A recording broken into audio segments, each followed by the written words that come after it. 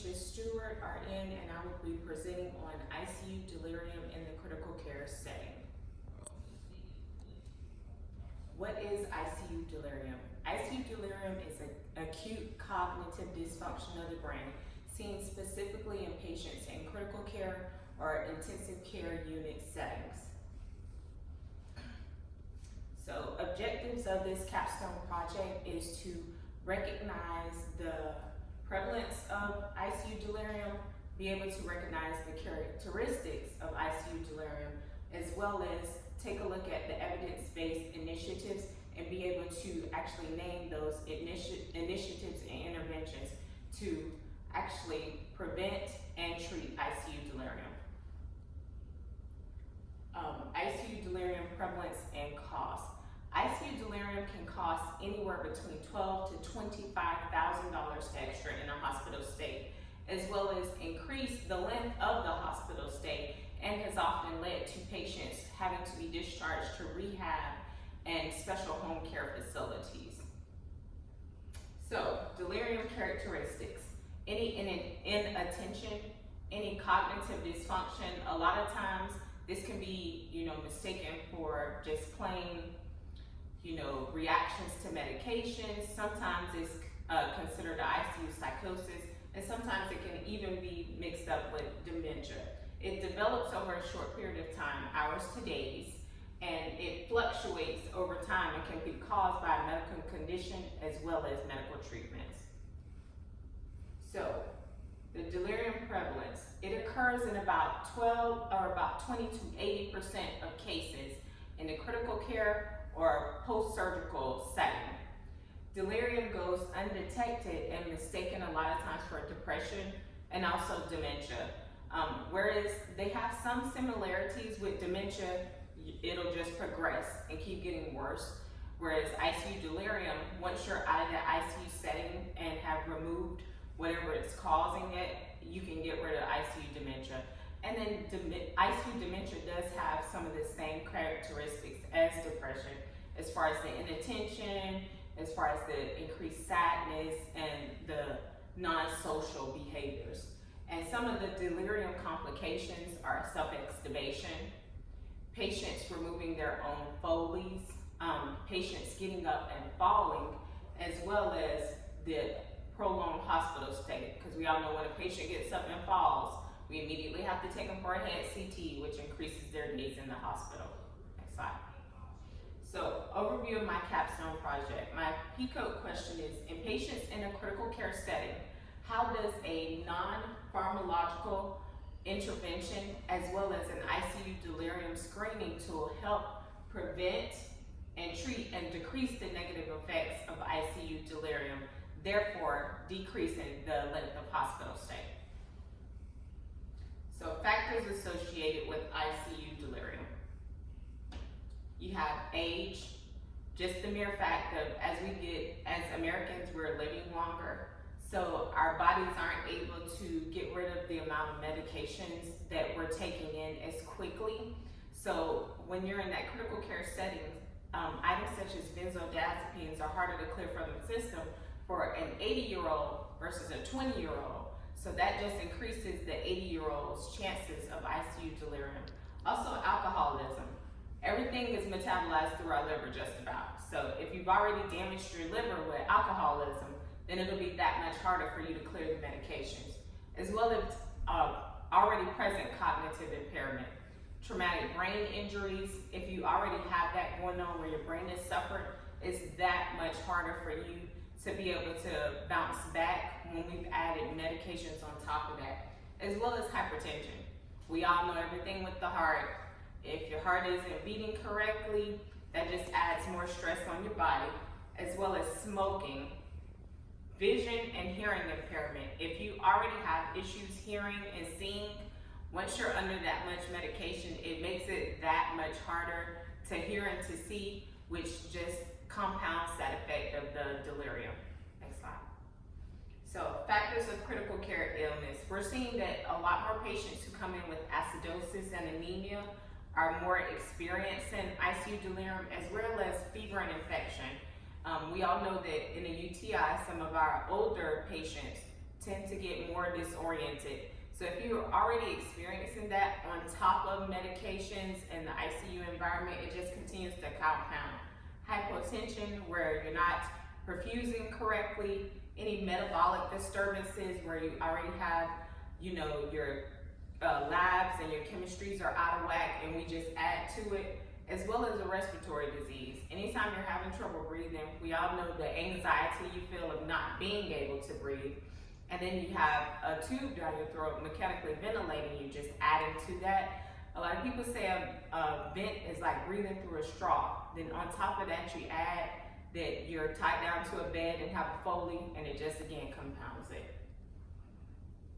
So the iatrogenic factors, immobilization. A lot of times to prevent self-extubation, we restrain patients. So you're already confused, already kind of out of it, and now all you can see is somebody keeps walking around you and you're tied to a bed. Foleys, you can't understand why there's something sticking into your genital region and you're also tied down. Medications, any opioids or benzos, a lot of people have different issues like clearing them through their system or just don't have a high tolerance for that. So we've also found that, we give that 80-year-old patient some Haldol, which calms them down, and it has the absolute opposite effect. And it just drives and ramps them up even more, increasing the delirium. And then sleep disturbances.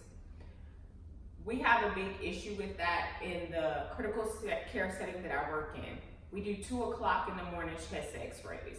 We do 2 o'clock in the morning labs.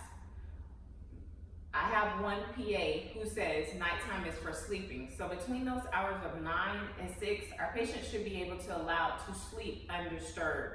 So we need to now start looking at ways to push those times back further or make them earlier in the day so that the patient's sleep isn't interrupted. So nursing interventions, the non-pharmacological, awaken and breathing coordination. In the critical care setting I work in, we call that a sedation vacation. That's where the intensivist sweeps in first thing in the morning at 7 o'clock, cuts off everybody's sedation, and then allows them the time to see where their neurological status is and see if they'll breathe on their own. If they're having trouble, then we immediately cut their sedation back on and then put all of the work of breathing back on the ventilator. Delirium monitoring and management, that's the CAM ICU monitoring tool, which I've been taking for granted until this project. I just kind of clicked through it really quick, But now that I've done this project, I see that the questions that it's asking are relevant and pertinent to my patient. Early exercise and mobility. This will be those times where we have occupational and physical therapy come in and work with our patient as far as brushing their teeth, brushing their hair, allowing them just to exercise their hands, wrists, arms, and just being able to move a little bit. Music therapy is another big one that we're starting to kind of use to calm a patient and utilize music that they listen to at home or familiar with, just to give them that common setting of being at home. And reorientation. This is where I realize those whiteboards come into a big play. A lot of times my patients look at their whiteboard all day, even though they can't talk to me. But I notice, they're keeping track of what day it is, because every time I come in the room or on every shift, we change the whiteboard, update it to the date, update it to what their goals are, and update it to what my name is as their nurse. And then the pharmacologic interventions. These are the ones that, after we've tried everything else, we just have to add medications on top of it. I've always, talked to my patients and asked while they were on the ventilator, how did that feel? And it's a very panicky anxiety moment. So I could not imagine what it feels like to lay there looking at the ceiling and not be able to control my own breathing. So unfortunately, I'm a big advocate for giving our patients propofol because it goes in and has a half-life of only like 15 minutes. But how torturous would it be for you to have to lay there, not be able to control your own breathing, plus have this tube down your throat. So the pharmacologic interventions, I can see how as the patient progresses, we would like to minimize, but in the beginning, I am an advocate for that. And then utilization of antipsychotics. We have moved to using a lot more Precedex to calm our patient down. although it kind of has its good and its bad, its pros and its cons, we are starting to move toward utilizing it a lot more because it doesn't give that really sedative effect that propofol does.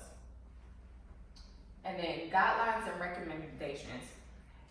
First year nursing student, we always teach you primary prevention is the key. So we want to try to prevent this off the top. So if we can get away with not leaving patients intubated after surgery just because the OR team doesn't want to come in to recover them, we want to try to do that. We want to utilize our interventions as far as our monitoring tools, our less invasive strategies, and trying to kind of wean away from using the medications just to keep our patients intubated, sedated, and tied down. And then some of the multifaceted protocols as far as utilizing, educating our patients, cognitively stimulating them, allowing them to look and do word games and watch things on TV that are more thought-provoking, as well as the music and the reorientation. Reduction in delirium was achieved utilizing reorientation messages. We are now starting to utilize pre-recorded messages from family members that just reassure our patients, hey, you're okay, you're in the hospital, they're taking good care of you, you had a hip surgery, and you have to stay stable and still, they're taking great care of you, don't worry, we're right here by your side. And then trying to improve that sleep quality. Again, that's moving away from the 2 o'clock in the morning chest x-ray and 2 o'clock in the morning labs. And then these are just a list of my references, which would include a host of journal articles. ICU delirium is a big thing right now just because of the amount of extra money it's costing, and everybody knows the bottom line. Medicare, we all want to get reimbursed for our dollars, so patients are now being pushed through the ICU a little bit quicker with the aim and goal of decreasing ICU delirium. I will be posting this presentation to my YouTube channel, so you can look me up, Peaches Cooper Stewart on YouTube, and ICU Nursing Delirium. Thank you.